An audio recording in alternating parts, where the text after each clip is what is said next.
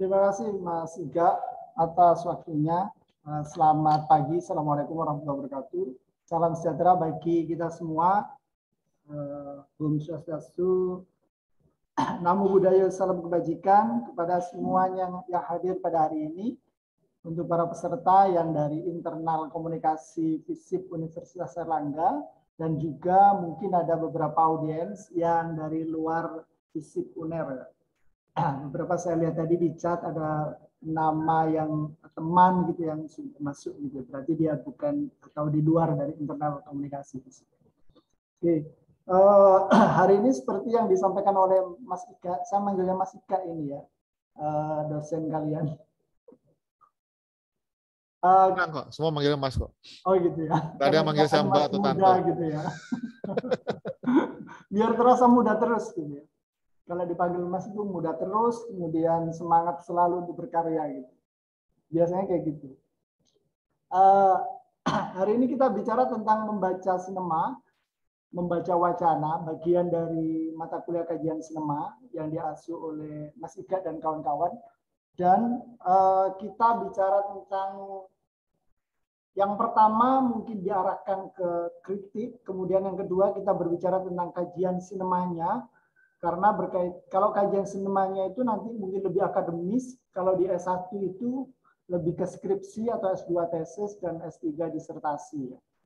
Oke, sebelum kita ke sana, mungkin ada beberapa istilah yang kita agak kurang familiar atau kurang begitu paham, misalnya ketika berbicara tentang wacana, gitu. Apa sih kok ngomongin tentang wacana, gitu ya? Karena saya tidak secara khusus berbicara tentang wacana karena akan banyak hal yang kita bicarakan dan memerlukan butuh waktu yang lama dan dari berbagai macam ahli ya. Karena secara umum kalau ngomongin tentang wacana itu ya teks, kalimat atau apa yang disampaikan dia apa semacam khutbah atau pidato, tulisan-tulisan di koran atau isi dari sebuah film, semua itu adalah wacana. Tapi ada banyak hal yang mestinya kita pelajari tentang wacana.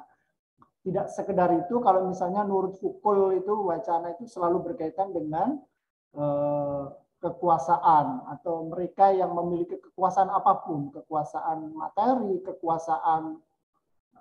kekuasaan secara fisik, kekuasaan informasi, tetapi mereka karena memiliki itu sehingga ada hal yang disembunyikan atau sesuatu yang disampaikan melalui tulisan, melalui film dan lain sebagainya. Itu kalau kita ngomongin tentang wacana. Oke, kita lanjutkan. Jadi apa yang kita bahas hari ini? Yang bahas hari ini adalah tentang konsep yang ada di dalam membaca sinema. Jadi kalau kita selama ini hanya sekedar menikmati gitu ya kalau nonton film, mulai hari ini kita sedikit lebih kritis melihat konsep apa, kontennya kayak gimana, konteksnya apa ya, sehingga kalau menonton film ini ada sesuatu yang ingin kalian ungkapkan. Tidak sekedar waduh, film ini keren, film ini buruk, film ini menarik, tidak sekedar itu, tetapi ada mindset dalam pikiran kita, apa yang diinginkan oleh sineas dalam film ini gitu ya. Itu kita sudah mulai membuka pikiran kita setiap kita menonton film gitu ya. Kemudian yang kita bahas juga nanti ini lebih kepada kajian, bisa sih disebut kritik film tetapi lebih metodis, lebih formal mungkin ya, lebih baku dan lebih akademis gitu ya. Nah, kalian yang nanti akan memahami tentang sinema sebenarnya bisa melakukan kedua-duanya. Kalau yang merah itu lebih bebas bicara dan biasanya dituangkan dalam kritik film yang lebih bebas dan biasanya juga bisa dikirimkan ke media-media yang akan menerima artikel kalian gitu ya. Kalau saya biasanya nulis kayak gini lebih bebas, saya tidak berbicara metodenya apa, tetapi saya hanya mengamati ketika saya nonton film. Nonton film, kemudian saya lihat konsepnya apa yang diinginkan, kemudian kontennya seperti apa, diulas. Jadi kalau ngomongin kritik film itu bukan sekedar pokoknya kamu mau jelek-jelekin, tidak sekedar ngomong itu. Karena kritik film itu sebenarnya juga ada yang dari awal sampai akhir seorang kritikus sudah nulis bagus-bagus saja, nggak apa-apa, dan itu sah. Atau jelek-jelek, jelek, nggak apa-apa, itu sah. Atau bagaimana bagusnya, ada jeleknya juga tidak apa-apa. Bebas. Ya. Jadi kritik film itu karena lebih pada seni mengulas. Mengulasnya bukan berarti mencari kesalahan, tetapi apakah dalam konsep itu, dalam film itu seperti apa, kamu jelasin. Kalian ulas gitu ya. Dari perspektif apa? Dari perspektif apa psikologis, dari perspektif sosial, dari perspektif apapun, kita harus punya kacamata setiap nonton film. Kacamatanya bebas. Ya. Tidak dibatasi dengan cara-cara yang metodenya apa, harus melalui wawancara atau enggak, macam-macam, tidak ya, lebih bebas. Kemudian seperti juga konten dan konteks. Nanti kita akan bicara satu persatu. Oke, kemudian ya ini cara membaca sinema. Membaca sinema itu tidak harus menjadi seorang kritikus atau agar menjadi seorang kritikus, tidak selalu ya. Membaca sinema itu dilakukan agar kita sebagai penonton secara literal, secara apa ya, literasi media bisa melihat film itu secara kritis. Kenapa? Karena film itu produk dari budaya, jadi lebih pada bagaimana kita bisa memahami produk budaya itu yang merepresentasi keseharian kita. Jadi kalau misalnya film jauh, kalau kita ingin nonton seperti apa sih budaya tahun 90-an, maka kita bisa nonton film-film yang diproduksi tahun 90-an atau film-film sekarang yang settingnya tahun 90-an. Semacam film Dilan, film film seperti Dendam, ya, nanti akan coba saya putar di trailernya ya. Oke. Ini yang pertama yang saya sebutkan tadi, konsep ya. Pertama kita melihat konsep. Kira-kira film ini memiliki ide atau gagasan yang seperti apa? Dalam film Dilan misalnya, itu idenya apa? Gagasannya, ide atau gagasannya apa? Ini yang kemudian kita bisa memaknai sebagai wacana. Wacana yang diusung dalam film ini apa? Kenapa mereka menggunakan konsep ini? Itu yang harus kita tanyakan setiap nonton film. Ya, kira-kira idenya apa yang ini biasanya dilihat dari keseluruhan film, tidak bisa secara parsial. Dari nonton awal sampai akhir biasanya kita tahu karena ini konsep ini secara implisit itu sebenarnya nampak. Karena itu banyak sekali beberapa kritikus film yang menyarankan kalau mau kritik atau membuat kritik film itu jangan satu kali nonton filmnya gitu ya, 2, 3, 4 kali bahkan 5 kali gitu ya. Saya pun kalau bikin kritik film yang biasa paling kalau misalnya belum beredar di YouTube atau di platform atau OTT yang lain, biasanya saya nonton di film itu sampai 2 kali, 3 kali. Kalau saya mau serius nulis kritik film, saya nonton di 21 sampai 2-3 kali. Karena saya mau nulis. Kayak gitu ya. Apalagi sekarang kalau ada di platform lebih mudah lagi. Di Disney, di iFlix, Netflix itu lebih mudah kita bisa nonton berulang-ulang gitu ya. Itu memudahkan kita untuk mengetahui isi dari film yang akan kita buat ulasannya. Kayak gitu. Itu dari sisi ide atau gagasan ya, yang secara implisit bisa dilihat. Kemudian yang kedua konten. Konten ini biasanya berkaitan dengan ini ya. Semua yang ada di dalam film yang kita bisa lihat dalam frame itu konten. Dialog atau cinematic setting atau seringkali kita sebut sebagai mise en scene ya.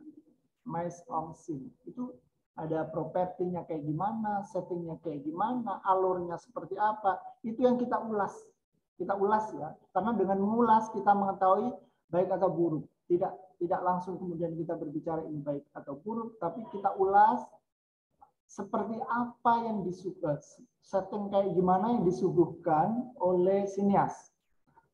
Kemudian lightingnya seperti apa, mendukung tidak ya untuk sebuah ide yang dibuat di dalam film itu, sangat berkaitan ya. Idenya kayak gini, didukung tidak dengan propertinya, gitu ya, kayak gitu. Beberapa kadang memang menggelitik ketika saya melihat satu film ini bagus, gitu ya.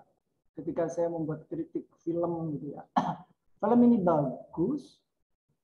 Cuman itu kan settingnya tahun sekian ya, tahun 80-an misalnya. Tapi dengan menggunakan properti atau menggunakan pakaian atau busana yang kok hari ini ya, yang digunakan. Misalnya menggunakan mukena. Gitu. Tapi yang dipakai itu mukena hari ini. Gitu ya. Bukan mukena zaman saat itu. Nah itu seringkali miss ya beberapa sinias itu. Padahal saat itu nggak ada tuh mukena yang model kayak gitu. Mukena model zaman saat itu ini pakai mukena terusan, warnanya juga putih, tidak seperti sekarang yang warna-warni kayak gitu. Nah itu seringkali lupa dilakukan oleh sinias. Nah itu peluang untuk kita mengkritisi dari sisi misalnya busana atau fashion atau properti itu. Kemudian itu pernah juga sih saya konfirmasi ke krunya langsung pernah. Kemudian yang pernah saya konfirmasi juga tentang misalnya film Dylan gitu ya. Yang ada bocor ketika dia nelpon ke Milia gitu ya. Ada bocor di belakang. Itu kami sampaikan secara langsung, kebetulan kami ada diskusi ya dengan di kelas saya waktu itu dengan sutradaranya juga gitu ya. Dan dia kemudian mengakui gitu ya. Iya gitu kayak gitu. Nah, hal kayak gitu tidak harus sih kalian itu mengkonfirmasi, tetapi itu kan menjadi bagian dari sikap kritis kita terhadap film. Itu kita tahu dari mana? Dari mengulas tadi. Apakah memang ini mendukung atau tidak? Beberapa misalnya make up-nya kok tebal banget ya ini Sapamilia ini gitu ya. Ketika padahal dia tuh SMA, apalagi tahun 90-an, apakah setebal itu make up-nya gitu. Kebetulan waktu itu kita ada kuliah sama sutradara sama ini teman-teman kru Dylan gitu ya. Iya, mereka mengakui dan itu kesalahannya pada editing. Mereka terlalu coloringnya terlalu tajam sehingga make up-nya terlalu mencolok gitu ya, sehingga tidak terdukung dengan ide bahwa ini adalah tentang anak-anak remaja waktu SMA tahun 90-an misalnya. Romantisme remaja tahun 90-an yang sebenarnya dari sisi mereka tidak gitu-gitu amat gitu ya. Kayak gitu. Nah, itu kalau kita melihat dari konten. Termasuk dialognya, termasuk actingnya, dan lain sebagainya. Kalian tidak usah dibatasi dengan apapun. Tulis saja kalau misalnya actingnya bagus, kenapa bagus, ditulis saja gitu ya. Dialognya seperti ini, kenapa seperti itu gitu ya. Misalnya tahun 90-an, dialognya kok gitu. Harusnya dialognya misalnya kayak film seperti Dendam itu, dialognya bagus. Tahun 90-an memang kayak gitu, agak-agak baku gitu ya. Tidak seperti sekarang gitu yang model-model bahasa-bahasa Jakarta tidak. Kemudian yang ketiga konteks ya. Jadi dalam menulis kritik film itu memang tiga aspek ini yang betul-betul kita perhatikan ya. Sebuah konteks semua hal yang berada di luar film, lingkungan sosial, budaya, politik yang mempengaruhi film. Saya pernah menulis tentang film ini. Film yang ditulis dalam kumpulan cerpennya Helvitiana Rosa waktu itu adalah The Power of Love. Ya. Ada semacam kompetisi. Saya coba-coba deh ikut gitu ya. Coba-coba ikut. Film itu konteksnya sangat kental sekali. Konteks saat itu adalah tentang misalnya masalah perpolitikan gubernur DKI Ahok ya. Yang ramai ada demo 212 gitu ya, itu sedang ramai dan kemudian film ini muncul ya. Film ini muncul dan sangat dekat sekali, artinya ide itu diawali dari sebuah konteks di masyarakat, terutama berkaitan dengan politik gitu ya. Dan kemudian disambungkan dengan sisi agama, dengan penafsiran dari apa itu namanya film ini, ya, sehingga sangat dekat. Artinya apa? Setiap film itu seringkali, bahkan nyaris setiap film itu memang berkaitan dengan konteks ketika film itu diproduksi. Dalam keadaan apa film itu? Itu. Kebetulan saya nulis kayak gitu ya. Saya salah satu dari yang mendapatkan juara ya waktu saya nulis kritik film itu. Nah, film yang kedua misalnya filmnya Garin. Film Garin itu Mata Tertutup. Mata Tertutup itu tentang film kelompok-kelompok radikalisme yang menghipnotis anak-anak mahasiswa, anak-anak muda yang akan dibawa atau diajak bergabung ke kelompok NII. Kelompok NII itu kelompok Negara Islam Indonesia. Jadi mereka diajak untuk bergabung, caranya seperti apa itu dijelaskan dengan runtut, dengan gamblang di film Mata Tertutup. Artinya film ini diproduksi karena konteks atau keadaan saat itu memang banyak anak-anak mahasiswa yang dihipnotis untuk diajak bergabung di kelompok-kelompok menyebutnya Islam radikal kayak gitu. Nah, itu konteks. Nah, ada apa dengan itu? Kita ulas. Kita ulas film Mata Tertutup ini dalam konteks ketika diproduksi itu ada apa? Termasuk kalau misalnya kita punya referensi tentang sutradaranya dan siapa di baliknya itu boleh kita ulas. Misalnya ketika Garin itu pernah memiliki pengalaman tentang bagaimana dia dirundung oleh kelompok-kelompok tertentu karena film-filmnya atau karena ide-idenya, maka bisa jadi karena itu film ini kemudian keluar. Gitu, ya. Nah itu konteks. Ya, jadi konsep, konteks, konten, konteks, konsep, konten, konteks 3K itu akan sangat bagus ketika kita memunculkan dalam sebuah kritik film. Boleh dalam film itu kadang satu ide, kadang dua, kadang tiga ide juga. Boleh kalian ambil salah satu saja ide itu, kemudian dianalisis atau diulas dengan kontennya kayak gimana dan kontennya seperti apa. Kalau kita mau mengulas satu kritik film, mengulas satu film tertentu untuk dijadikan sebuah kritik film. Jadi bebas saja, kita tulis saja. Kalau kita nggak mau nulis, itu masih ragu, itu nggak selesai-selesai. Boleh tulis saja. Tulis, kemudian ngeditnya nanti aja. Kalau sudah selesai baru dilihat. Jangan tergoda dengan mau nulis hapus. Jangan kayak gitu ya. Kebiasaan kita gitu. Jadi kita itu terlalu kejam terhadap diri sendiri. Karena kita merasa tidak bagus, hapus. Nggak selesai-selesai. Tulis saja nanti, baru kemudian dilihat. Dilihat sampai 2, 3, 4, sampai 5 kali. Dilihat lagi. Ya. Oke, kalau masih ada sesuatu yang mengganjal, bisa nonton filmnya lagi. Untuk lebih betul-betul komprehensif. Akan sangat bagus sebuah kritik film itu jika kita memiliki referensi. Misalnya nih, film apa itu namanya, kita menganalisis film Mata Tertutupnya dari Nugroho. Kita akan sangat bagus jika kita tahu atau pernah melihat film yang sejenis atau yang berlawanan dengan film itu. Ya, nah itu akan sangat bagus. Kemudian tahu juga nih Garin misalnya, kebiasaannya dia tuh bikin film-film yang simbolik ya, agak-agak susah dipahami. Tetapi film ini kok secara gamblang gitu ya dia membuat film. Nah itu ada apa? Nah itu akan sangat bagus.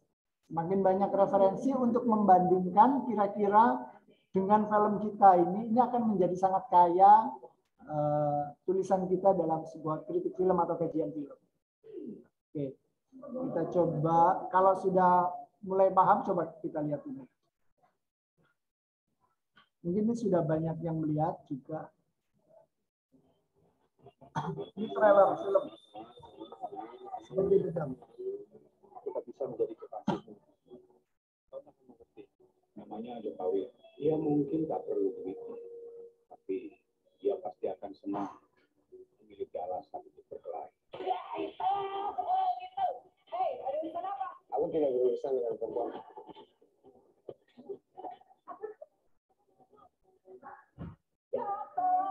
Aku mencintaimu, Ika. Kalau lakukan terhadap laki-laki yang tak bisa ngaca. Aku akan mengawininya. Ika, kamu belum kenalin Budi sama Ajo ya? Katanya kau jagoan dari godong soal itu. Jo, rumah apa kabar?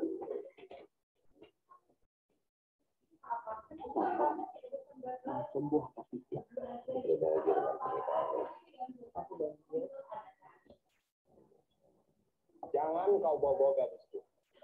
Jika kau ingin berkelahi denganku, katakan saja kapan dan di mana. Kenapa tahu sesulit apa mengalahkan si macan? Aku tak takut melawan si macan. Dia datang dari mengajar. Itu hal yang wajar. Tugasmu hanya melenyapkan gerakan saja jatuh.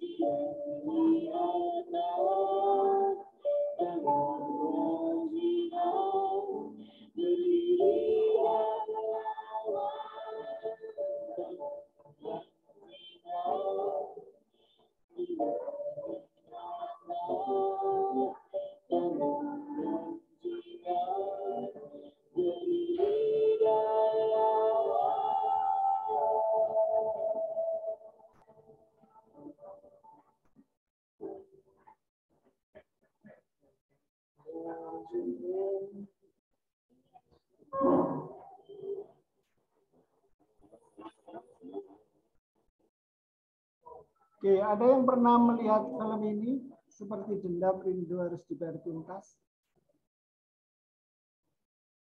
Kalau ada yang pernah, boleh raise hand, boleh chat.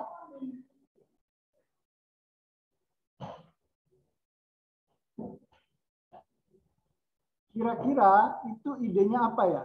Kalau kita melihat prinsip beberapa yang saya sampaikan tadi untuk membuat sebuah kritik film, kira-kira itu idenya apa ya? Konsepnya apa? Kalau yang terutama yang pernah nonton,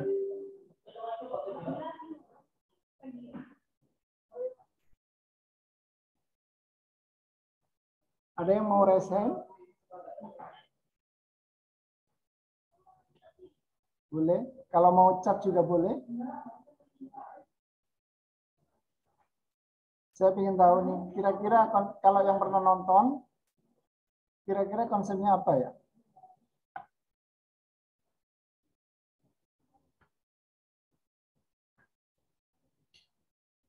Ada? Ada yang pernah nonton? Realisme magis, Kuku Karnanta. Oke.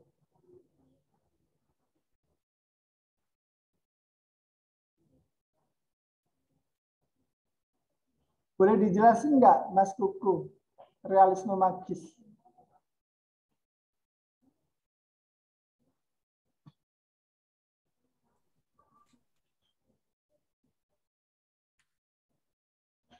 Halo Mas Barudin.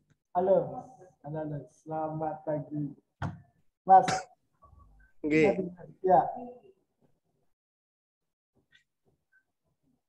Realisme magis, saya masih membaca-baca artikel tentang itu sih Mas. Belum begitu yakin untuk mengatakan. Tetapi kalau impresi dari nonton film itu baru sekali soalnya nonton, banyak banyak kendala pembacaan di dalam film itu yang kemudian sepertinya ini masih dugaan saja bahwa mungkin jangan-jangan itu ada kaitan dengan konsep realisme magis di dalam sinema. Tetapi saya masih sedang membaca, jadi belum bisa ngomong banyak. Mungkin Mas Barudin bisa memberi pencerahan ke saya tentang itu. Ini Mas Kuki ini jagonya kritik film. Harusnya saya yang minta penjelasan dari Mas Kuki. Enggak, ini panggungnya Mas Barudin. Saya ikut aja. Mas Kuki ini pemenang kritik film FFI ya, teman-teman. Luar biasa Mas Kuki ini. Satu kehormatan karena ikut di panggung ini. Ya, ada yang lain? Itu apa yang disampaikan Mas Kuku? Mungkin ada punya ide yang lain, ada pikiran yang lain. Wah ini mengangkat apa sih? Apa yang dimau sih sama sinias? Gitu.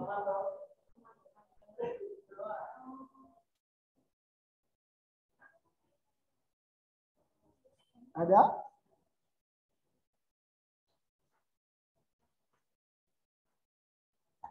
Ya, oke.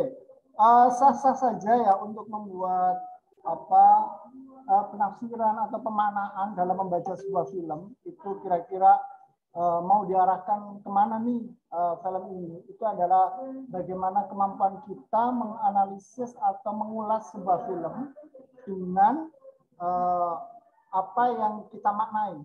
Ya, jadi gagasan yang ingin kita sampaikan ke publik, gagasan sinias yang ingin kita sampaikan ke publik itu kita maknai seperti apa. Kalau misalnya seperti Mas Kuku tadi adalah dia bicara tentang realisme magis ya.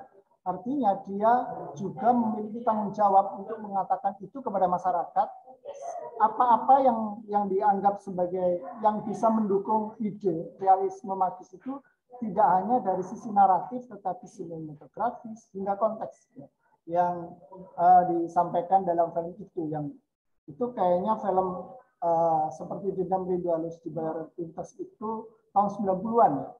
Kalau saya melihat itu memang dari satu sisi dia berbicara romantisme, dari sisi lain dia juga banyak berbicara tentang pelecehan seksual atau kekuasaan gitu ya. Ada banyak hal yang dibicarakan dalam situ, terutama hal yang berkaitan dengan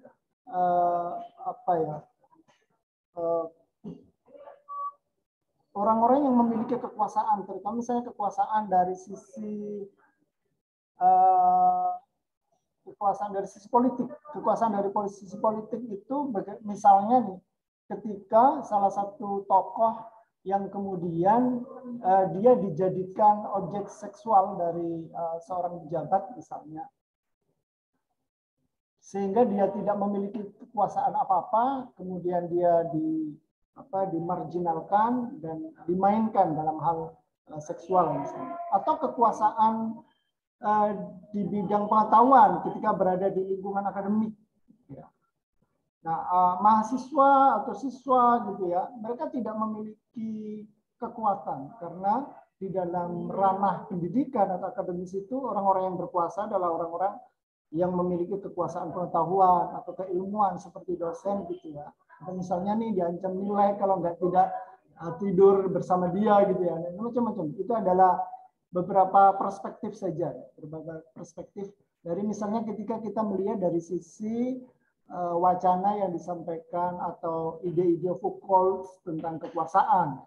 Karena itu kalau membaca film semakin banyak referensi atau teori atau pendekatan itu akan sangat kaya kita melihat film itu dari kacamata apa. Seperti disampaikan oleh Mas Kuku tadi, misalnya ngomong realisme magis, maka dia pasti memiliki kacamata tertentu untuk melihat bahwa itu hal yang berkaitan dengan konsep atau ide yang ingin diungkap. Kayak gitu.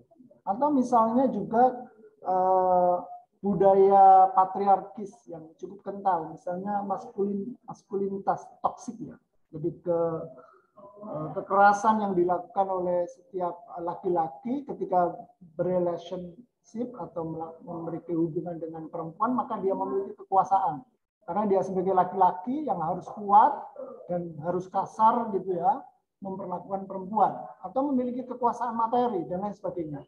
Itu bisa diungkap ketika kita menulis sebuah kritik film. Semakin banyak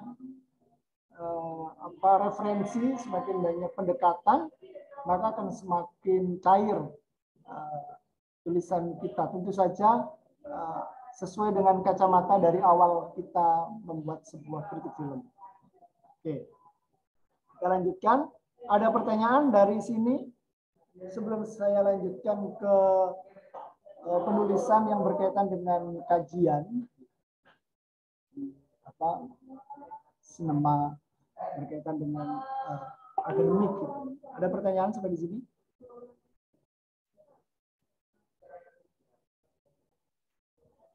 Ini mahasiswa semester berapa ya kebanyakan ya Mas? Mahasiswa yang tidak jelas mau lulus kapan. Nah, 2019 masih kok, masih fresh. Oke, semester ini berarti mau semester 6 ya? Semester skripsi kalau tidak salah ya. Atau gitu. proposal skripsi. Oh, 7 ya. Mau 8. 8. Proposal skripsi kok, 7. Oh, 7 ya, 7 ke 8. Oke. 6 Mas Iga. Oh, 6 ya, masih lebih muda. Oke nih, Mas. 6. Masih proposal skripsi, tapi pas untuk mereka kalau mau menyusun kajian mengenai film. Itu iya, misalnya. Berarti mempersiapkan di sana ya.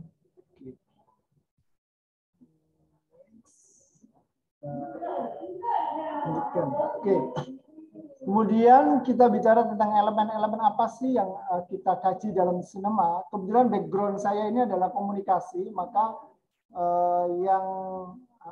yang harus kita atau apa yang kita teliti di dalam sinema itu selalu berkaitan dengan teks, audiens, atau industri media atau secara keseluruhan industri perfilman gitu ya. Kalau kita nulis skripsi, apa yang kita teliti? Mau teks, audien, atau industri perfilmannya? Atau bisa nggak digabungkan keduanya? Kayak gitu. Nah, itu kalau di dalam sebuah skripsi ya, atau di dalam sebuah tesis, S2 atau disertasi, itu yang nanti akan ditanyakan. Kamu ini fokusnya apa? Teks, audien, atau industrinya yang kamu teliti? Kayak gitu. Meskipun di beberapa penelitian itu memang tidak lepas dari semuanya ya. Terutama kalau di levelnya S2, S3 itu kadang-kadang semuanya masuk ya. Misalnya penelitian saya kemarin teks, tapi nggak bisa kalau tidak meneliti industri. Karena memang pendekatan yang saya gunakan adalah analisis wacana kritis yang mengharuskan seorang peneliti itu menganalisis teks, kemudian menganalisis kognisi sosialnya, maka saya harus wawancara kepada sutradara-sutradaranya gitu ya. Kemudian konteks sosialnya kayak apa saat itu. Jadi mau tidak mau kita memang harus mengcompare ketiganya atau keduanya. Tapi kadang paling banyak kalau di S1 itu salah satu ya. Kalau misalnya teks ya teks, audien, industri media ya industri perfilman. Kita coba lihat satu-satu. Iya, teks. Ya. Pendekatan atau teori kritis, misalnya ini beberapa contoh saja, ada banyak sekali. Pendekatannya bisa teori kritis. Jadi teori kritis itu selalu melihat ada dominasi, entah dominasi itu dari kekuasaan atau dari dominasi kapital, ya, apapun, dan ada yang didominasi gitu ya, dengan kekuasaan mereka terhadap apa yang mereka terhadap sasaran atau objek mereka. Itu biasanya menggunakan teori kritis, ada dominasi. Nah, seorang peneliti ini biasanya disarankan untuk menjadi seorang pejuang,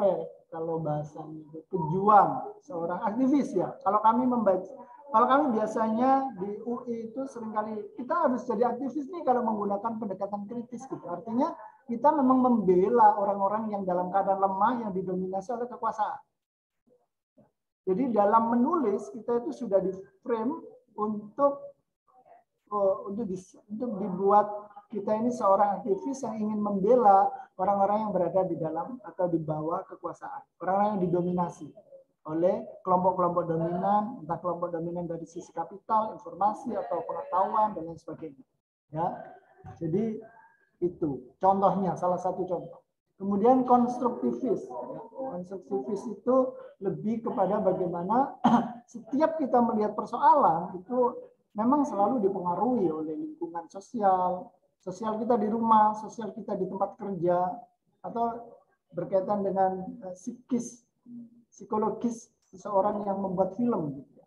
Kayak misalnya saya tadi menyampaikan bahwa Garin itu punya pengalaman dirundung oleh kelompok-kelompok radikal. Maka ketika dia membuat film, itu tidak lepas dari pengalamannya dia. Film Mata Tertutup. Ya, itu konstruktivis. Bagaimana dia mengkonstruksi sebuah film, itu jelas dipengaruhi oleh tertentu. Ketika saya menganalisis sebuah film yang ditulis oleh Norman Hakim itu alumnus pesantren di daerah Jawa Tengah, ya, kawasan Demak sana. Maka film-filmnya itu tidak lepas dari keislaman tradisional pesantren, dan dia sangat khawatir ada kelompok-kelompok yang mempengaruhi mereka, kayak gitu. Dan dia ingin menyampaikan kepada publik bahwa Islam Indonesia itu kayak gini loh.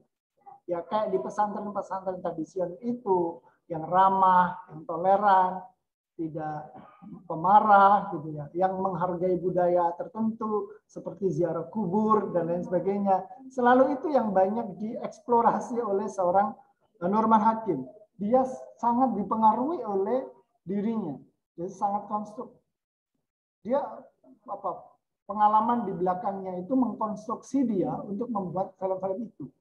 Nah, Norman Hakim ini satu alma mater sama Habibur Rahman El-Shirazi. Habibur Rahman El-Shirazi atau Kang Abi itu yang biasa yang nulis film-film ayat-ayat cinta gitu. Nah, tetapi backgroundnya Habibur Rahman El-Shirazi itu setelah dia lulus dari situ kuliah di Timur Tengah nih. Kuliah di Timur Tengah dengan banyak pengetahuan yang mungkin banyak berbeda dengan Islamnya di Indonesia. Nah, ketika dia pulang ke Indonesia, maka film-film yang atau tulisan-tulisan dia yang kemudian diadaptasi, atau misalnya film ketika Cinta Bertasbih itu dikerjakan oleh yang lain, tapi untuk film Dalam Mihrab Cinta dia sendiri yang menjadi sutradaranya. Itu dia mencoba menggabungkan Islamnya Timur Tengah dengan Islamnya Indonesia. Jadi kalau mungkin Islamnya Timur Tengah lebih keras gitu ya misalnya, tapi dia dalam menyampaikan film itu tidak keras-keras amat gitu ya, maksudnya karena mungkin dia juga dipengaruhi oleh budaya Indonesia. Tetapi genre dari filmnya Habibur Rahman El-Shirazi sama Norman ini berbeda sekali.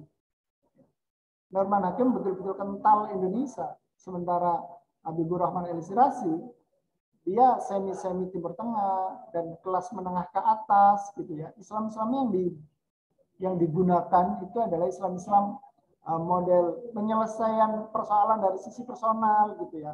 Yang dibahas hal-hal yang berkaitan dengan personal, misalnya poligami gitu ya dan sebagainya. Tapi kalau di Norman Hakim hal-hal yang berkaitan dengan sosial, dampaknya, efeknya gitu ya. Dan itu sangat kontekstual sekali dengan yang dia alami dalam backgroundnya dia sebagai seorang pesantren, kayak gitu ya. Dan film-film misalnya film tentang bid'ah cinta itu juga dikerjakan dengan dikerjakan sama Mbak Wila. Mbak Wilawati itu salah satu anggota Muslimat Indonesia di pusat.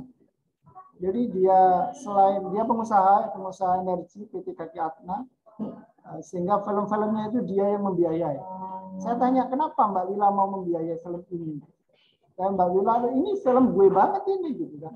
Maksudnya ini Mbak Wila itu lulusan pesantren di Jombang, kalau nggak salah di Buyireng Jombang, dan itu film Bid'ah Cinta itu idenya juga salah satunya dari dia, juga dari Norman Hakim. Artinya kepesantrenan di ruang lingkupnya selama dia hidup itu sangat mempengaruhi apa yang ingin disampaikan di publik. Karena itu Sineas itu memang adalah gabungan dari seorang sutradara, produser, dan juga penulis naskah. Itu sangat kental sekali. Hubungan mereka itu termasuk Ben Sohib yang bikin naskahnya itu sangat kental dengan itu.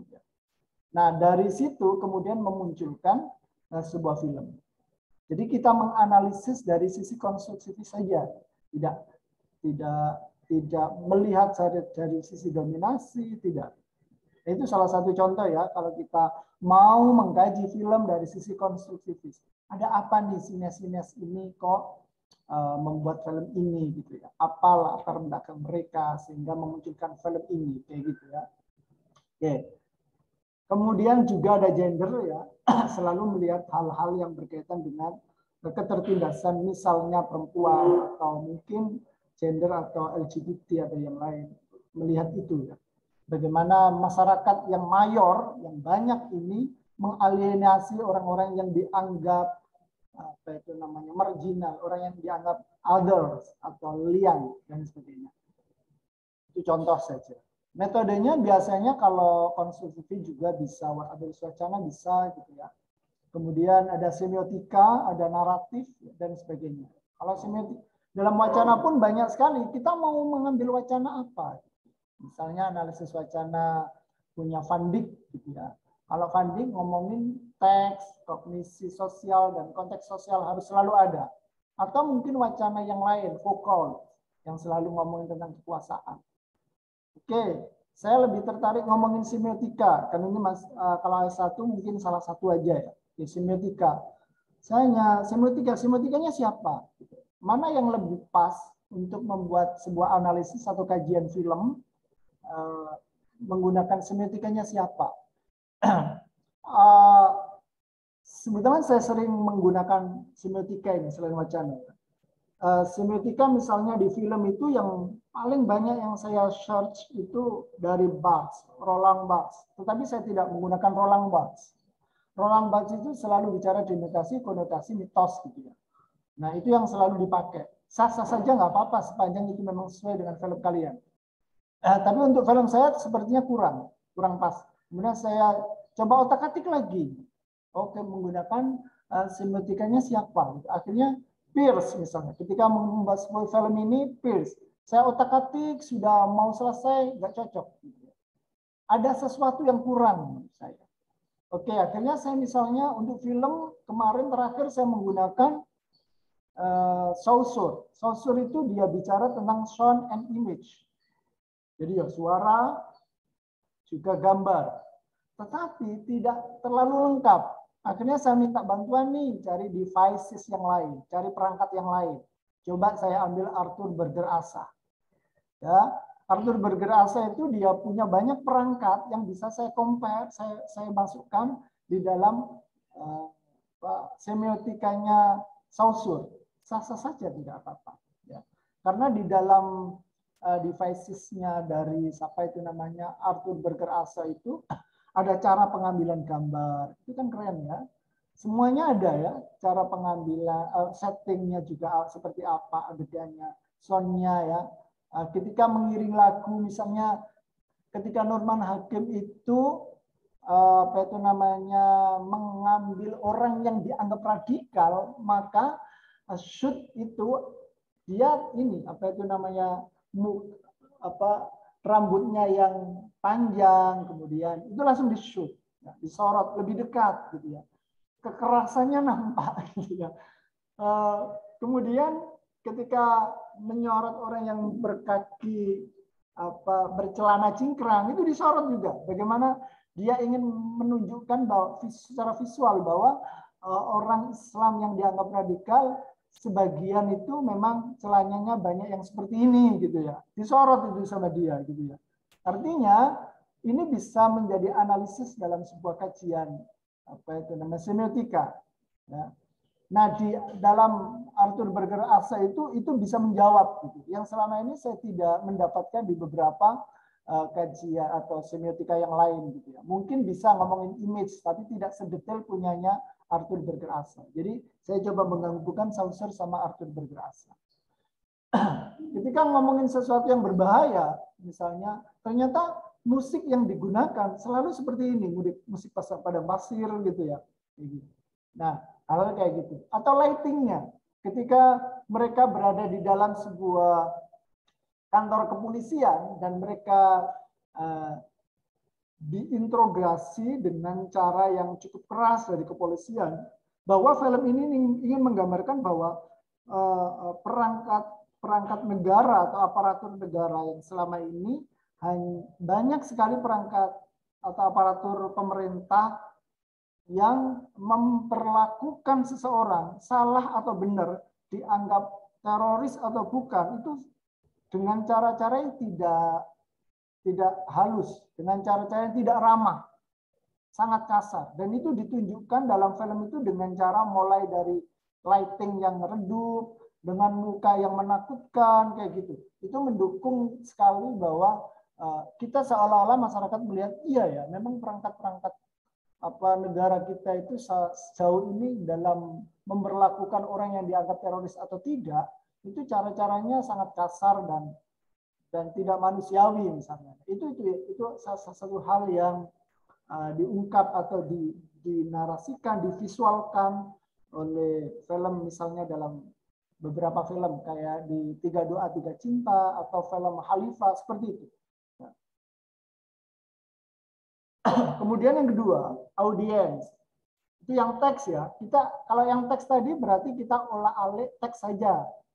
Tidak usah mikir macam-macam. Kalau S1 terutama tidak usah wawancara, tidak usah ya. Tapi kalau memang menggunakan analisis wacana kritis dari punyanya Fandis, ya harus wawancara memang ya.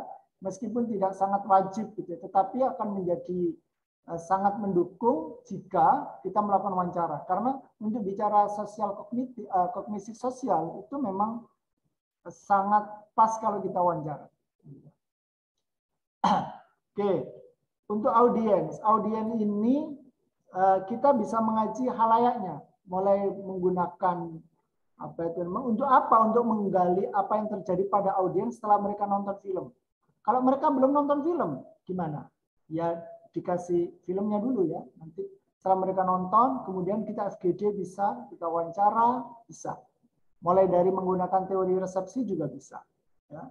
Teori resepsi itu apa yang ada di dalam diri kalian ketika setelah nonton film. Apakah mengubah preferensi kalian atau tidak? Setelah nonton film Alif Lam Mim misalnya, tidak Alif Lam Mim, yang berisi tentang bahwa terorisme itu sebenarnya adalah diciptakan oleh negara yang dipengaruhi oleh negara-negara kapitalis misalnya. Nah, setelah nonton film itu, kira-kira mindsetnya audiens itu berubah nggak?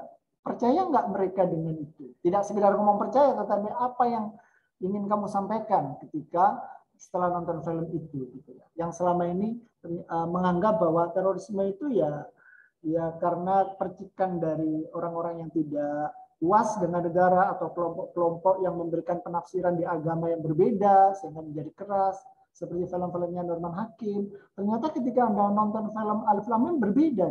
Nah, itu yang misalnya itu ketika kita mengkaji dengan teori resepsi. Atau teori persepsi atau menggunakan persepsi, berarti kita mencari persepsi khalayak. Ini lebih kuantitatif. Kira-kira persepsinya apa ya setelah nonton ini? Anda bisa membuat sebuah variabel-variabel atau sub-sub variabel dari persepsi itu. Kemudian di breakdown menjadi pertanyaan-pertanyaan. Dan perilakunya kira-kira mengubah perilaku atau tidak? Ini lebih ke kuantitatif kalau penelitian. Kemudian menggunakan metodenya macam-macam, bisa eksplanatif, bisa studi kasus, dan lain sebagainya. Ini kalau ngomongin audiens. Jadi fokus dari kajian sinema atau film ini ada di audiens. Sudah nggak usah utak-atik menganalisis kata per kata, adegan per adegan, tidak. Tapi fokusnya adalah bagaimana audiens itu, perubahan audiens atau persepsi audiens, perilaku audiens, sikap audiens itu setelah nonton film A, kayak gitu ya. Nah, kemudian yang terakhir ini industri film. Jadi yang ketiga ini mengkaji film atau sinema kita dari sisi industri film. Jadi kalau tadi fokusnya teks film itu bukan berarti sebuah teks gitu, tapi semua yang ada di dalam film. Yang kedua adalah audiens, yang ketiga adalah industri film. Misalnya yang banyak digunakan dalam menganalisis industri film adalah ekonomi politik. atau berkaitan dengan historis juga boleh, atau misalnya kalau di komunikasi biasanya paling sering di ekonomi politik atau ekonomi komunikasi politik gitu ya. Atau juga kalau secara historis bisa menggunakan pendekatannya Archer, bahwa untuk melihat misalnya film-film Islam tahun 80-an sampai sekarang itu kayak gimana perubahannya. 80 sampai 90, 90 sampai sekarang itu kayak gimana nih perubahannya. Sampai reformasi sampai sekarang kayak gimana perubahannya. Itu biasanya menggunakan teorinya Archer ya, yang sampai hari ini sebenarnya belum banyak digunakan. Kalau yang lebih historis mungkin di luar komunikasi mungkin Mas Kukui lebih paham. Kemudian metodenya bisa FGD, wawancara mendalam dan lain sebagainya, maka Anda harus wawancara ke sinias gitu ya, atau FGD ke mereka, ke industri perfilman, atau mengcompare antara industri dengan teks bisa, kayak tulisannya salah satu dari mahasiswa Universitas Indonesia yang menganalisis tentang satu media, misalnya kata data. Apakah kata data itu memang sekarang menggunakan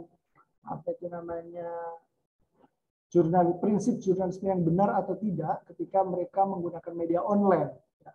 Sudah sesuai tidak? Maka dia tidak sekedar membaca kata data secara keseluruhan, tapi juga wawancara mendalamnya ke media, itu jika media di luar film ya, dan itu sama diperlakukan dalam film. Nah, dalam industri film ini yang biasanya banyak digali adalah produksi. Produksi itu meliputi development, pra-produksi, produksi post gitu ya. Silakan Anda melihat itu. Ya. Development artinya film ini hasil adaptasi atau film ini sudah ditulis oleh orang tertentu atau bagaimana, itu sudah mempersiapkan yang namanya penulis naskah, itu sudah mulai di development. Kira-kira bayangannya seperti apa.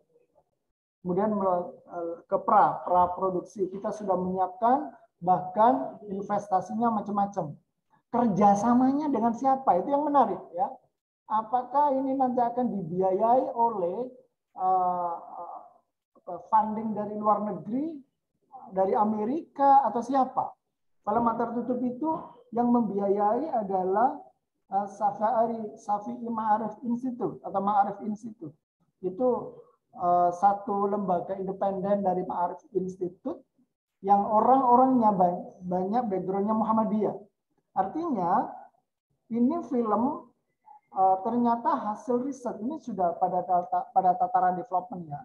Film ini adalah hasil riset dari organisasi Ma'arif Institute yang orang-orangnya banyak orang-orang Muhammadiyah. Berarti sangat berkaitan dong dengan konteks atau kontennya film yang ingin disampaikan.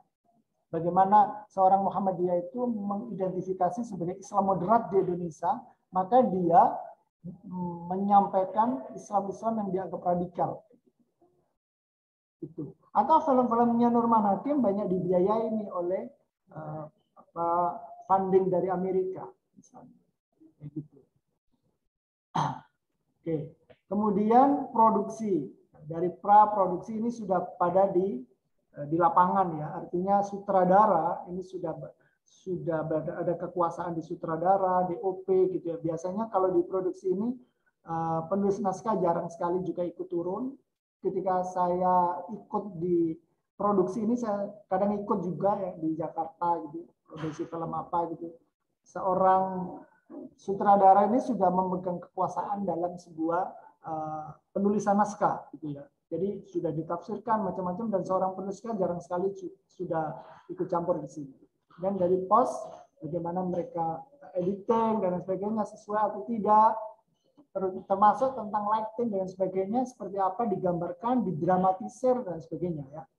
Kemudian ada distribusi, ada promosi, ini yang berkaitan dengan pemasaran gitu ya. Kira-kira mau dipasarkan di mana dan sebagainya.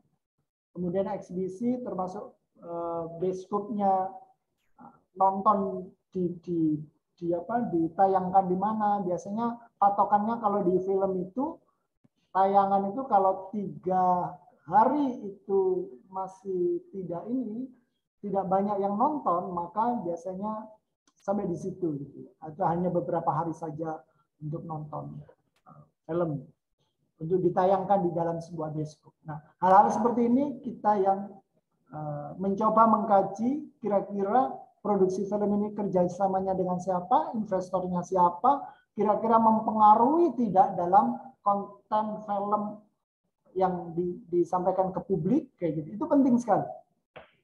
Oke. Itu aja. Terima kasih Mas. 3 kelebihan ya waktunya. Mungkin ada pertanyaan, saya kembalikan ke Mas Tiga. Kalau kelebihan itu bonus, Pak. Bisa di stop share dulu, Mas Pak. Iya. Baik, kawan-kawan, silakan kalau ada yang ini Mas sudah memberikan aspek yang sangat detail sekali ya dari apa yang akan diteliti, konteks, konsep dan sejenisnya. Saya pikir ini bergizi sekali buat teman-teman nanti untuk memikirkan kembali. Satu, ya itu tadi output dari kuliah ini. Kedua, mungkin teman-teman yang berpikir untuk meneliti soal film untuk skripsinya, mumpung masih proposal, nah, kan bisa dipikirkan dari awal.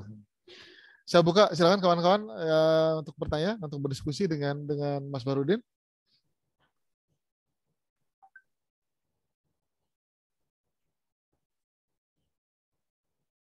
Sudah paham semua nih?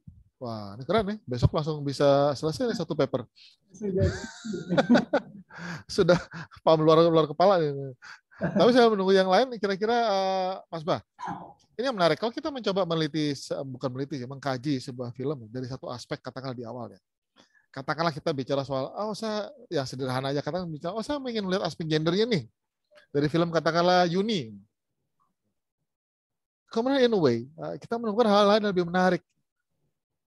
Yang misalnya, ini kayaknya saya mungkin bicara hal yang lain, kata saya nggak tahu apa ya, sebelum detail juga. Mungkin aspek kekerasan, misal seperti itu. Nah, menurut Mas Barudin, apakah lebih enak memadukan perspektif awal yang kita lihat dengan hal yang baru kita temukan, atau memisahkan itu menjadi 2 hal yang terpisah? Ini artinya menulis 2 hal yang baru, atau memilih salah satu? Ini menurut guts-nya Mas Barudin lebih enak yang mana nih? Ya. Karena seringkali saya bertemu dengan Mas bilang, Mas saya ingin meneliti ini, kemudian 2 bulan kemudian datang dengan proposal kedua, Mas kok saya nggak nemu ini ya, saya lebih tertarik ini ya, pada film yang sama. Nah, itu seringkali terjadi. Nah, kira-kira menurut Mas Barudin lebih enak yang mana nih? Saya bukan bicara hal yang benar atau salah, tapi lebih enaknya gimana nih? Ya, terima kasih Mas. Ya, kalau saya bicara pengalaman saya, karena kritik film itu seringkali dipublisi media ya, maka saya melihatnya dari sisi media. Media itu lebih tertarik kalau kita berbicara satu aspek, Mas. Misalnya gendernya, dominasi pria terhadap perempuan, gitu. Misalnya karena memang budayanya patriarkis ya. Itu yang diulas. Jadi itu yang banyak diulas. Kalau kita menggunakan banyak perspektif, itu justru tidak menjadi fokus dan dalam media tidak disukai juga gitu ya. Mereka lebih tertarik satu aspek untuk kita ulas dan mendalam kayak gitu ya. Karena sebenarnya dari satu film itu sangat banyak aspek yang bisa dimunculkan sebenarnya. Kita seolah ingin menumpahkan semuanya ya. Banyak ini, ada kekerasan seksual, ini ada kekuasaan politik. Misalnya dalam film Aju Kawir itu, film seperti Dedam Rindu Harus Dibayar Tuntas itu kan banyak sekali sebenarnya yang bisa diulas, tetapi akan sangat mendalam dan mungkin kalau bagi saya ya mungkin bisa ada pendapat lain. Kalau bagi saya lebih baik saya ulas satu, terutama ketika pengalaman saya menulis di media. Biasanya mereka lebih tertarik satu aspek daripada ketika saya menulis banyak aspek tetapi dianggap tidak dalam. Itu Mas.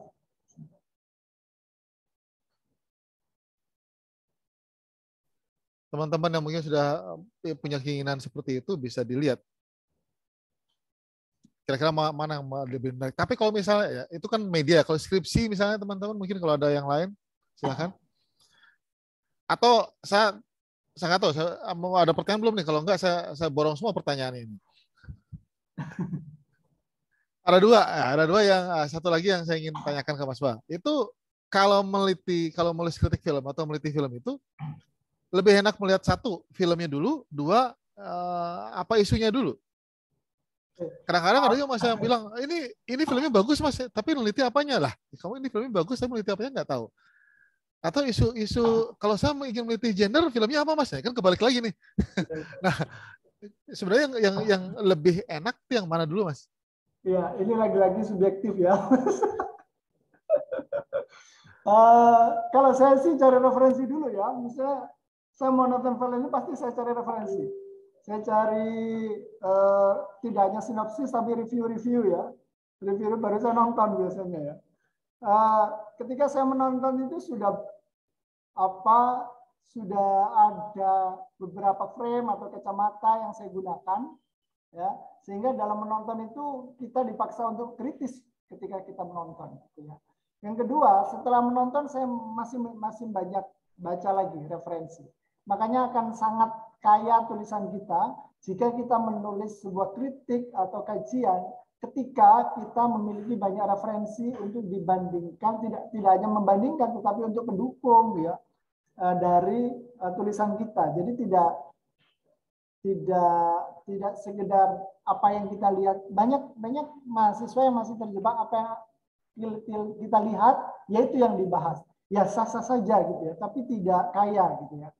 Akan sangat bagus ketika kita memberikan pendapat orang lain gitu ya dalam melihat film itu di dalam seorang reviewer atau kritikus sangat baik ya, untuk menjadi pengkayaan dari tulisan kita.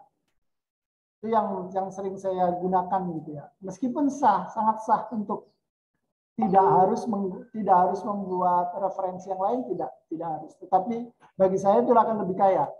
Biasanya kalau di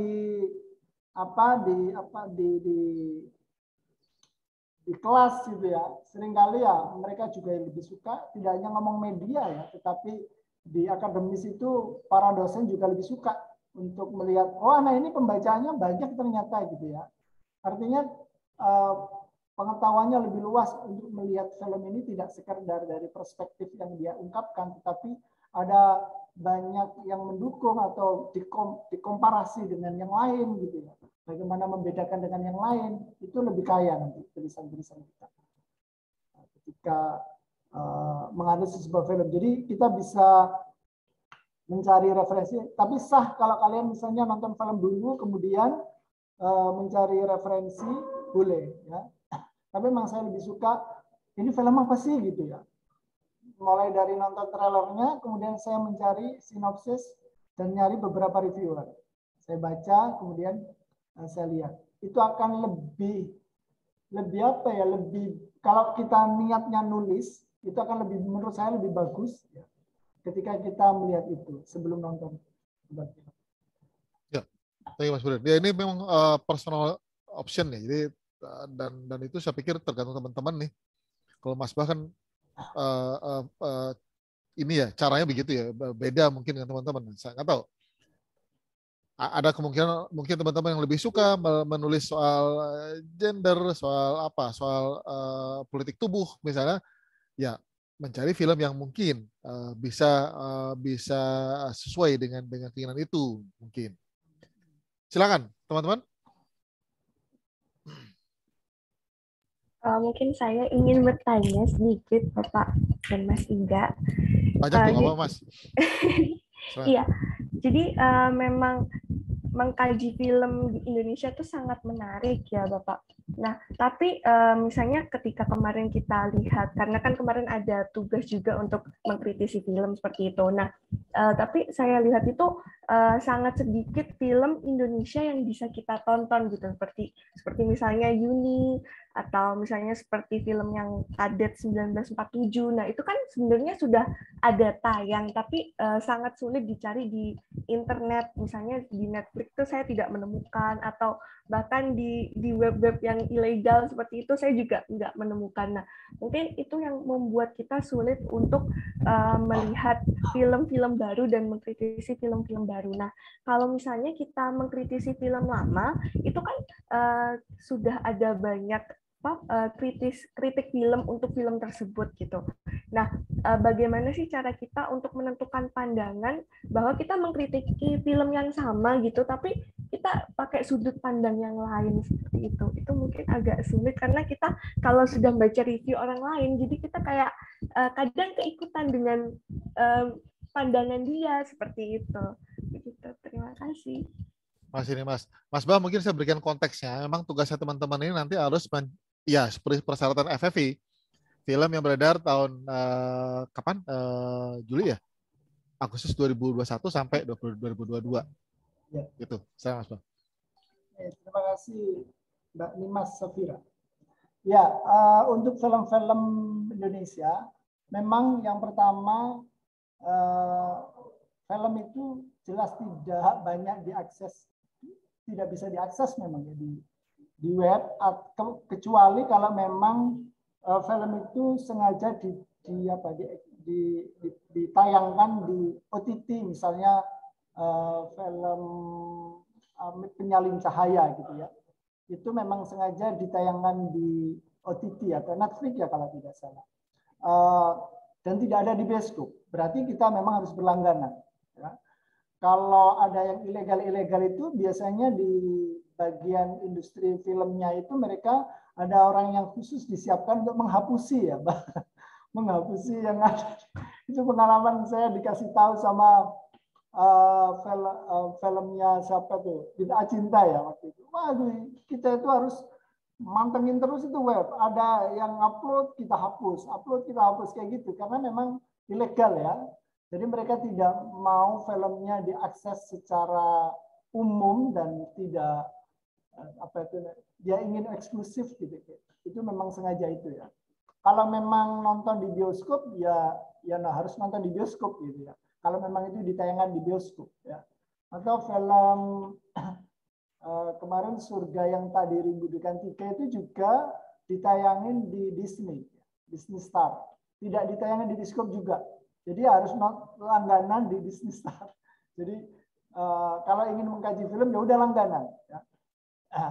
Dan film Bid'ah Cinta itu meskipun ditayangkan di bioskop tahun 2017, kita nyari di web juga nggak bisa karena mereka sudah sangat siap untuk menghapusi film-film yang dipublis secara ilegal gitu ya.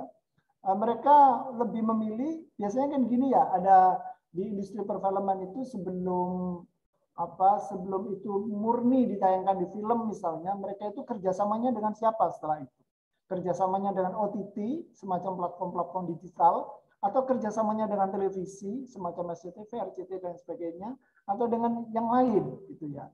Nah, beberapa film itu kerjasama dengan TV. Berarti setelah film itu ditayangkan di bioskop dalam waktu 1 tahun misalnya atau tidak sampai 1 tahun, maka film itu ditayangkan di RCTI misalnya. Misalnya film Ketika Mas Gaga Pergi, itu filmnya Hanfitiana Rosa, kerjasamanya dengan RCTI. Setelah film itu tayang di bioskop dan sudah selesai, ditayangkan di RCTI, kayak gitu. Meskipun setelah di RCTI itu kemudian dia sudah mulai mempublish secara umum dan secara resmi, legal, ada di YouTube. Itu ada yang seperti itu, ya. Tetapi ada yang tidak. Yang tidak itu adalah mereka yang misalnya ya sudah, kalau misalnya dari bioskop langsung diturunkan di kerjasamanya mereka, yaitu dengan platform digital. Atau kalau filmnya Bid'ah Cinta itu, dia memang bikin platform sendiri namanya Kaninga Cinema. Maka setelah nonton di bioskop dan sudah tidak ada di bioskop, kita bisa nonton di Kaninga Cinema. Tetapi tetap berbayar ya. Misalnya satu tayangan bisa kita tonton 3 kali bayar 10.000. Atau per bulan atau per tahun seperti Netflix ya. Itu per tahun atau per bulan bisa. Kayak gitu. Kemudian yang kedua, pertanyaan kedua tentang kalau kita baca review dulu gitu ya, maka kita seringkali terbawa dengan perspektif kritikus itu gitu. Nah, ya itu tidak munafik ya. Memang kita kalau terutama belum nonton kita sudah terbawa dengan pola pikir yang kritikus bawakan itu gitu. Tetapi semakin kita banyak referensi, maka kita akan semakin kaya. Ada beberapa review dari seorang kritikus, kita baca nih, nah perspektifnya kan berbeda-beda. Nah dari banyak perspektif yang berbeda itu, kita punya sesuatu kadang-kadang. Karena memang menulis itu juga bagian dari inovasi, dan inovasi itu bukan sesuatu yang pure baru tidak, tapi referensi yang lama kemudian memunculkan referensi yang baru. Referensi yang lama yang kita baca, yang kita kenali, yang kita konsumsi, kemudian diekstrak menjadi sesuatu yang baru, itu inovasi. Jadi tulisan juga sama seperti itu. Semakin banyak referensi, kita akan pikiran kita semakin kaya.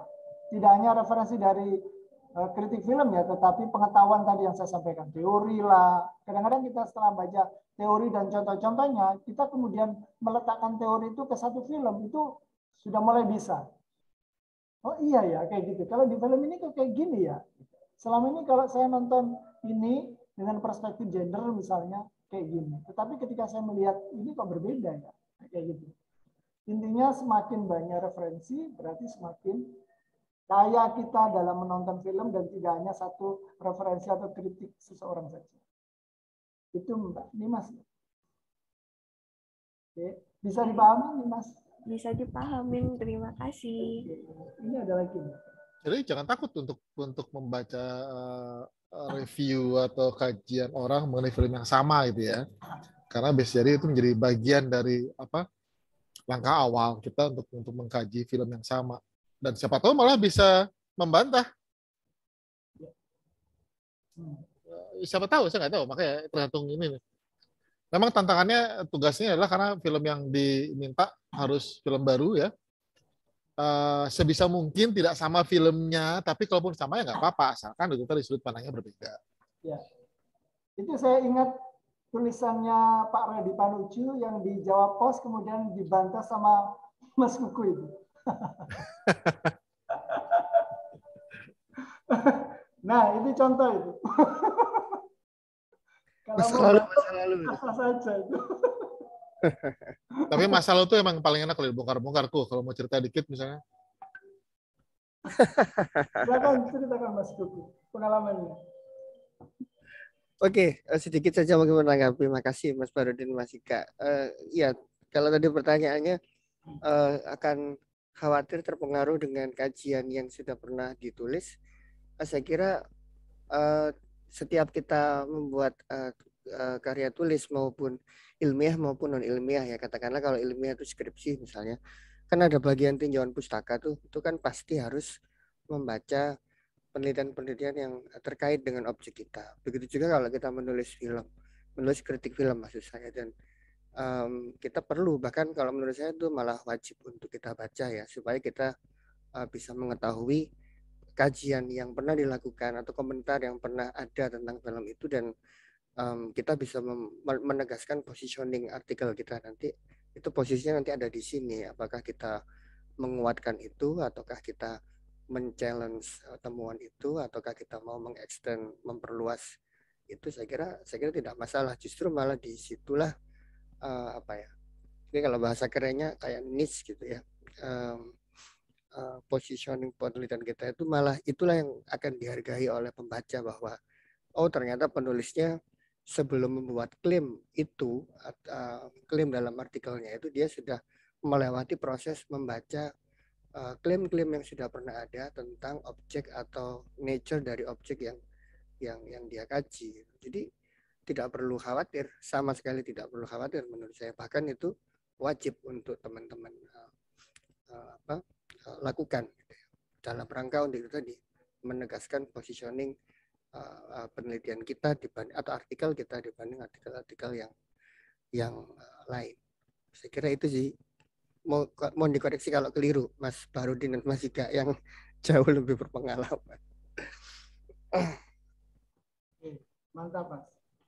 Makasih Mas Sungguh perspektifnya. Nih Mas, all good ya? Kira-kira masih mau direspon nggak apa-apa?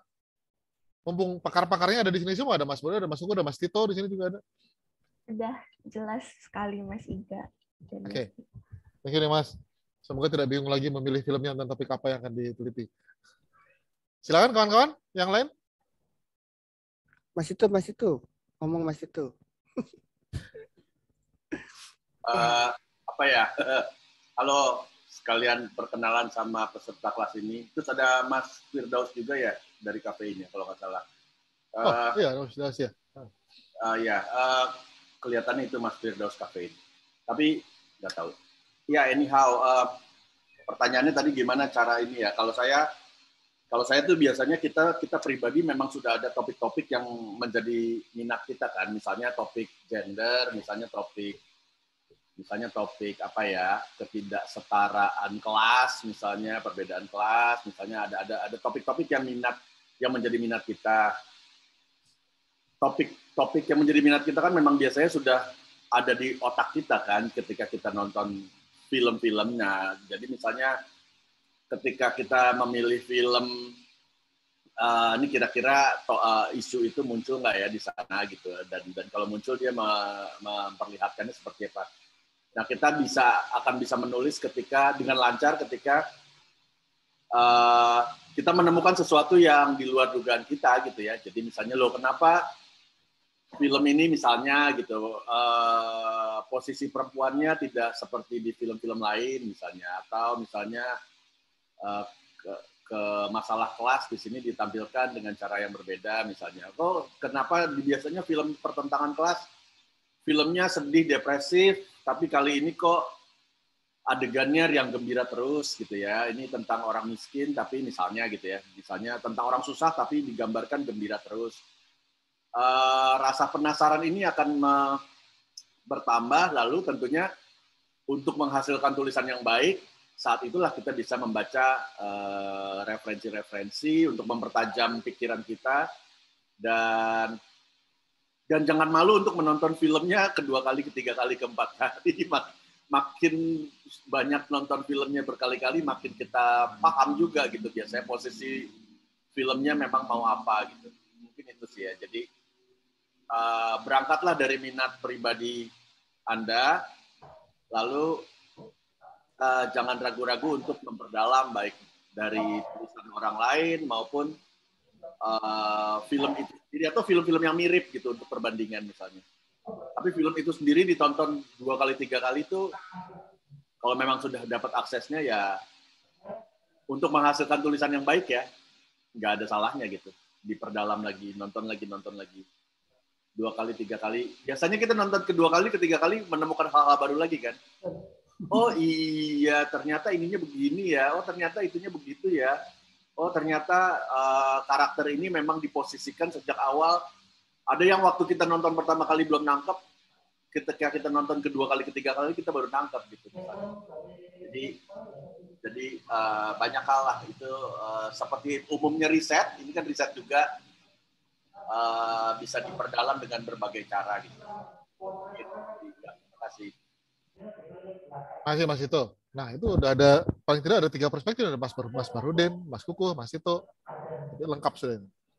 Tapi prinsipnya ya jangan terlalu khawatir soal kalau sudah ada yang mereview ya, justru malah menarik malah. Hasil review itu atau kajian itu bisa kita jadikan sebagai benchmark. Seperti kata Mas Barudin tadi. Ada lagi, kawan-kawan?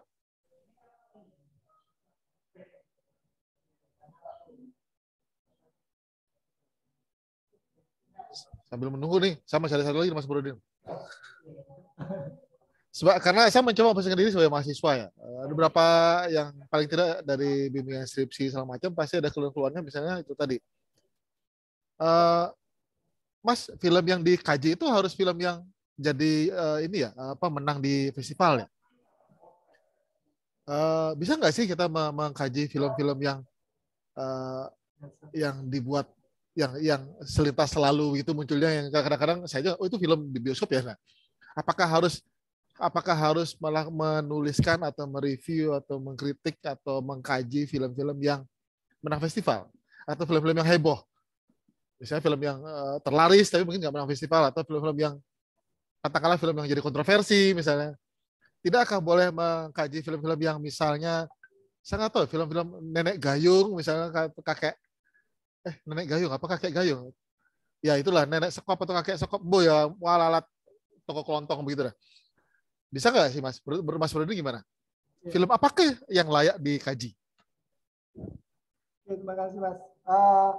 Dulu waktu saya ngajar di mahasiswa saya itu justru awal-awal saya ingin mengajak mahasiswa untuk menulis atau mereview film-film yang tidak terkenal, Mas. Ya. Ini perspektif saya ya.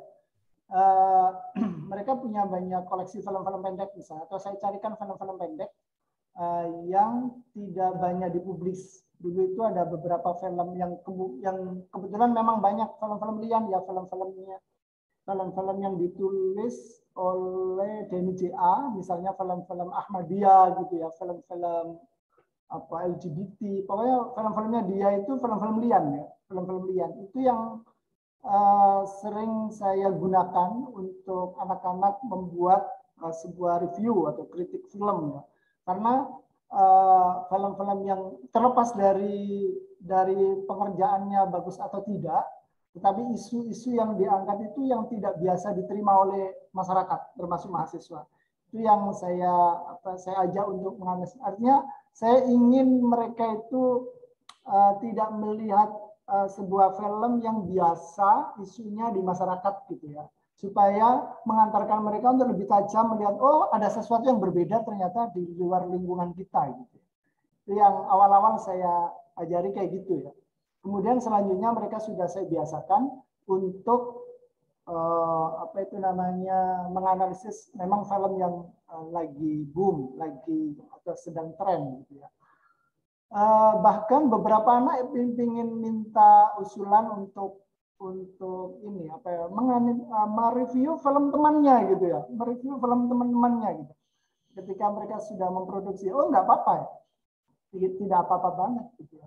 Hanya saja memang ketika kita mau mempublis ke media memang akan lebih menarik jika film itu, karena memang karakter dari media itu kan konten yang kita sampaikan ya aktual gitu kan. Itu kalau kita mau mempublis ke Jawa Pos atau Kompas atau mungkin yang lainnya, mereka akan lebih tertarik pada film-film yang sedang tren gitu, karena memang kaitannya dengan pasar ya. Tetapi untuk sebuah latihan, bahkan untuk sebuah kajian skripsi sangat tidak apa-apa menurut saya ya. Tidak apa-apa sekali kalau untuk skripsi. Itu ada beberapa. Terus mungkin nanti saya sedikit memberikan gambaran tentang misalnya film Dear to Me yang ditulis oleh siapa itu namanya, Adrian yang di Cinemapoetica itu menanggapi Nimas tadi itu, saya sempat bagus ya, keren ya tulisannya gitu ya, bagus. Tapi ketika saya nonton film itu, saya justru memiliki perspektif lain gitu. Artinya meskipun bayangan saya sebelum nonton film itu, saya sudah memberikan bayangan setelah saya baca tulisannya Adrian. Tapi ketika saya menonton, justru perspektif saya kemudian berubah. Tidak seperti yang saya bayangkan ketika saya membaca tulisannya Adrian di Cinemapoetica. Saya bicara bahwa tulisannya sangat bagus, tapi ketika saya nonton, maka saya memiliki perspektif yang berbeda. Saya ngomong perspektif berbeda itu bukan berarti lebih bagus, bukan ya, tetapi berbeda. Tadi itu yang disebut Mas Kuku positioning. Kita punya positioning yang berbeda, semakin kita membaca banyak referensi. Kita punya tidak langsung mengekstrak beberapa referensi itu, kemudian memunculkan perspektif yang berbeda dari kita sendiri. Itu, Mas. Terima kasih. Oke. Terima kasih, Mas. Ya, itu tadi, semua film yang beredar, itu kalau misalnya tidak bisa menemukan film-film yang diinginkan untuk ditonton, bisa jadi ada film-film yang sebetulnya tersedia, tapi mungkin kita menganggap itu bukan sesuatu yang layak teliti, katakanlah menurut kita ya, padahal itu bisa saja dilihat. Sama sih kan dulu di festival di Jogja ya ada yang bikin festival film biru malah kalau nggak salah ya. Membaca film biru kalau nggak salah. Ya film biru itu tahu kan ya? Bukan film yang layarnya biru semua, tapi ya film yang bagi kawan-kawan yang sudah ya gitu deh. Ada festivalnya, ada diskusinya malah ya. Artinya itu kan perspektif soal layak diteliti atau tidak itu bukan hanya dari filmnya, tapi dari bagaimana kita melihat film itu. Paper-papernya Ben Murtagh kalau tidak salah itu juga banyak mengulas film-film yang mungkin dalam tanda kutip ya film-film yang kita ngapain sih itu diteliti, orang-orang awam melihat seperti itu, padahal justru dia bisa mendapat banyak hal tentang banyak isu, banyak perspektif pada masa Orde Baru, katakanlah begitu, dari film-film tersebut. Jadi tidak harus film-film yang menang festival gitu maksudnya ya. Ya. Silakan kawan-kawan. Boleh menambahkan soal ini? Silakan Mas itu. Ya, dan ada peralihan perspektif dalam cara kita melihat film apa yang pantas dan film apa yang nggak pantas ya. Indonesia punya sesuatu yang namanya Cinematheque, tempat menyimpan film. Film-film di Cinematheque ini berdiri tahun 70-an. Ini adalah salah satu Cinematheque pertama di Asia Pasifik. Jadi ini bagian yang membanggakan, tapi ini swasta ya. Jadi yayasan ini swasta, walaupun mendapat bantuan dari pemerintah mungkin. Tapi waktu tahun 70-an, 80-an awal itu mereka memutuskan apa yang disimpan, film apa yang disimpan, hanya film-film yang mereka anggap pengelolanya ya pantas untuk disimpan, yaitu film yang punya pencapaian estetika, film dengan pesan sosial, pesan kultural yang dalam gitu ya, film yang menang festival mungkin gitu ya, yang dianggap bagus gitu. Tapi film-film warkop misalnya atau film Susana, film horor ini nggak ada yang disimpan. Jadi sebetulnya sayang karena kemudian di tahun 90-an dan 2000-an awal banyak penerbit DVD luar yang malah tertarik pada film-film kacangan yang dianggap kacangan di Indonesia di tahun 80-an itu, film-film Jaka Sembung, film-film yang kita anggap murahan gitu ya, malah laku di luar gitu. Jadi sebetulnya ini menjadi topik yang terkait dengan apa yang disebut oleh Mas Bahrudin tadi, political economy ya, political economy, terus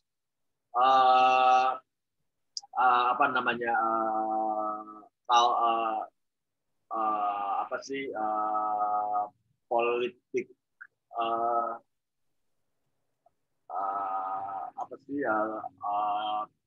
politik pasar lah, politik pasar. Sebetulnya apa sih yang dianggap menarik dan dianggap penting oleh penonton gitu?